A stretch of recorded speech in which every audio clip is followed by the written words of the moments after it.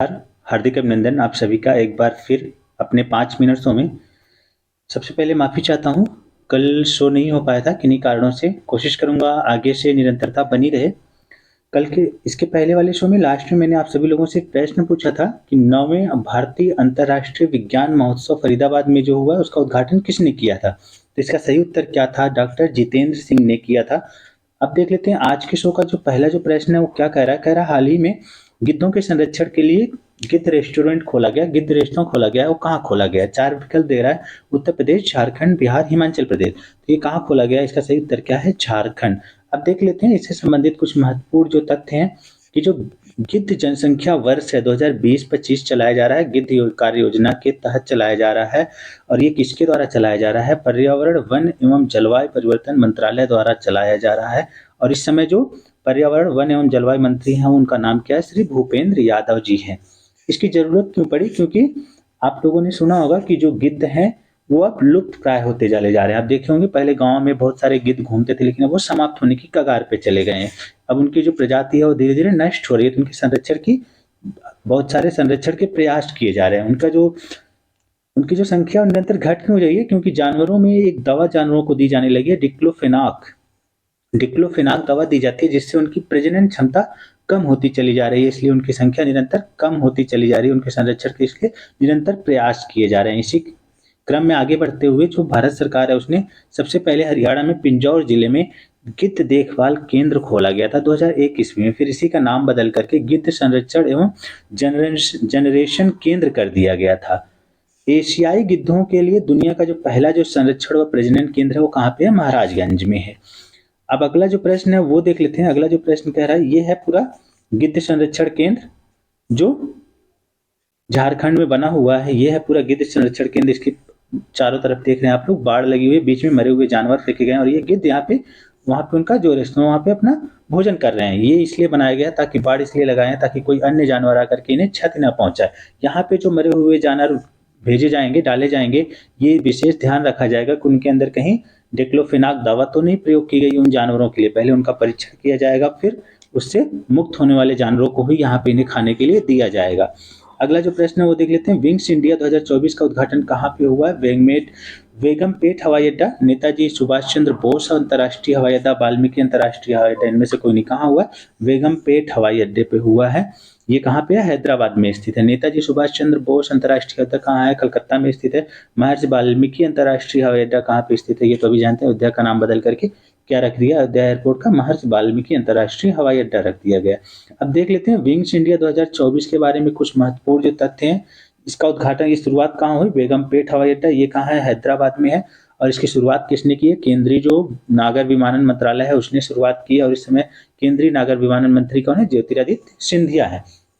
नागरिक उड्डयन बाजार में भारत विश्व का 5वां सबसे बड़ा बाजार बना है। नागरिक उड्डयन बाजार में भारत किस स्थान पे है? 5वें स्थान पे। कुछ समय पहले 2016 में एक योजना शुरू की गई थी, उड़ान, उड़े देश का नागरिक। ये योजना की शुरुआत की गई थी, कब की गई थी? 2016 में की गई थी।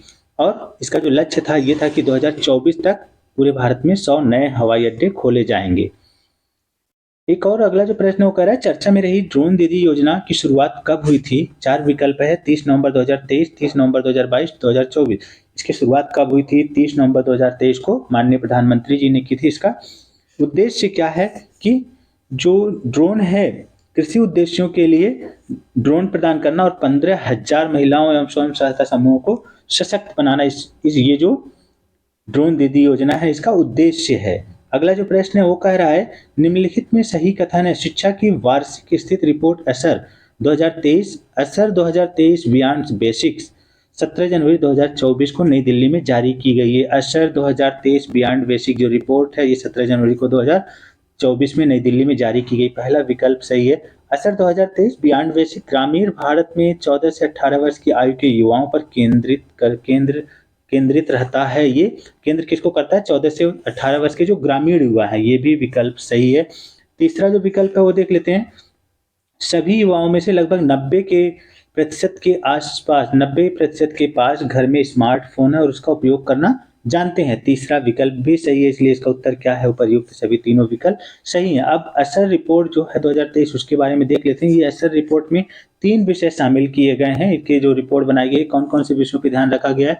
गतिविधि पे, क्षमता पे और डिजिटल जागरूकता और कौशल पे कि जो युवा हैं उनकी गतिविधि क्या है, 14 से 18 से युवा जो ग्रामीण युवा है वो करते क्या हैं और उनकी क्षमता क्या है, कितनी क्षमता है और उनके पास डिजिटल जागरूकता और कौशल कितना है कि वो स्मार्टफ़ोन है उनके पास कि नहीं है, स्मार्टफ़ोन वो चलाना जानते हैं कि नहीं जानते हैं, उनकी जागरूकता क्या है। ये है पूरे असर 2023 जो रिपोर्ट आई है, ये है उसका लोगो।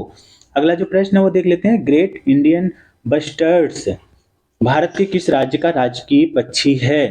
ये किसका है? पंजाब, राजस्थान, गुजरात, मध्य प्रदेश। ये किसका राजकीय पक्षी है? राजस्थान का ये राजकीय पक्षी है। इसका वैज्ञानिक क्या नाम है? अर्डेओटिस नाइग्रिसेप्स। इसका वैज्ञानिक क्या नाम है? अर्डेओटिस नाइग्रिसेप्स इसका वैज्ञानिक नाम है। ये भी पूछा जाता है क्योंकि अभी ये पूछा जा सकता है, ये भी बहुत चर्चा में है क्योंकि अभी ये पूरी तरह से लुप्त होने की कगार पे है।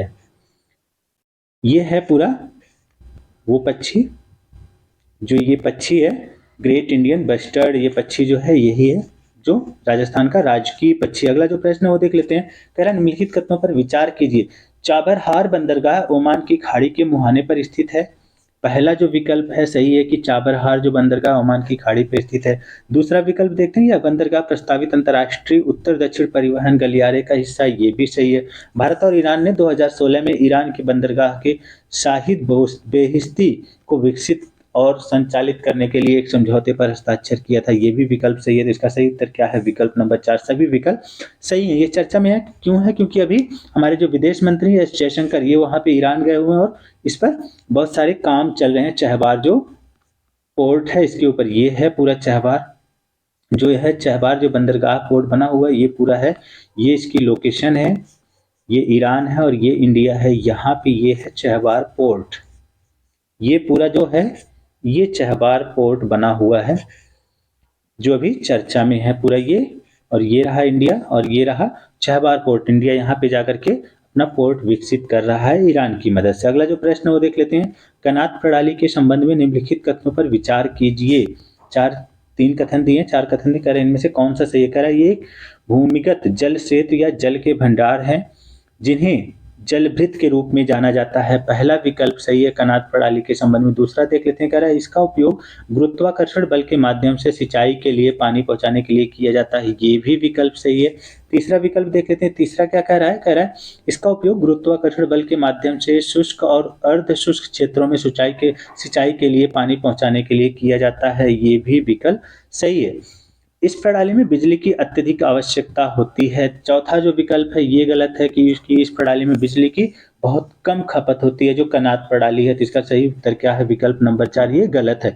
अगला जो प्रश्न है वो देख लेते हैं, 128वां जो प्रश्न कह रहा है चंदाका दमपारा वन्य जीव अभ्यारण्य जो अक्सर खबरों में रहता है किस राज्य में स्थित है? ये किस राज्य में स्थित है? छत्तीसगढ़, उड़ीसा, मध्य प्रदेश, झारखंड। ये कहाँ स्थित है? छत्तीसगढ़ के कटक में स्थित है। अगला जो प्रश्न है वो देख लेते हैं, हाल ही में समाचारों में आया गुरुवयूर मंदिर के संदर्भ में निम्नलिखित कथन पर विचार कीजिए। कौन सा कथन सही है? पहला जो विकल्प है गुरुवयूर मंदिर, जिसे दक्षिण का द्वारका भी कहा जाता है, भगवान विष्णु और भगवान कृष्ण के युवा रूप को समर्पित है ये मंदिर, ये विकल्प सही है। दूसरा कह रहा है यह केरल के त्रिशूर जिले के छोटे से शहर गुरुवयूर में स्थित है, ये भी सही है। तो ये दोनों विकल्प सही। इसका सही उत्तर क्या है? विकल्प नंबर 3 की जो गुरुवयूर मंदिर है ये कहाँ स्थित है? ये केरल के त्रिशूर में एक छोटे से जो शहर है गुरुवयूर में स्थित है। यह मंदिर किसका है? यह भगवान विष्णु और भगवान कृष्ण के युवा रूप का है। इसे द्वारका, दक्षिण का द्वारका भी कहा जाता है, इसलिए ये बहुत महत्वपूर्ण मंदिर है, अभी चर्चा में रहा है। ये पूरा गुरुवयूर मंदिर है, ये इस तरह से दिखता है। अगला जो प्रश्न है वो आप सभी लोगों के लिए, और आज का अंतिम जो प्रश्न कह रहा है, हाल ही में समाचारों में देखा गया स्टैचू ऑफ सोशल जस्टिस निम्नलिखित में से किसको समर्पित है? Sardar Patel, Lal Bahadur Shastri, doctor B R Ambedkar, इनमें से कोई नहीं। इसका उत्तर आप सभी लोगों को कमेंट में बताना है और साथ ही साथ ये भी बताना है कि जो ये स्टैचू है ये कहाँ पे लगाई जा रही है और इसकी ऊंचाई कितनी है। ये सारे उत्तर आप सभी लोग कमेंट में बताइएगा। आज के लिए बस इतना ही। कल फिर कुछ नए करंट अफेयर्स के साथ मैं फिर रूबरू होऊंगा। तब तक के लिए बहुत बहुत आभार आप सभी लोगों का।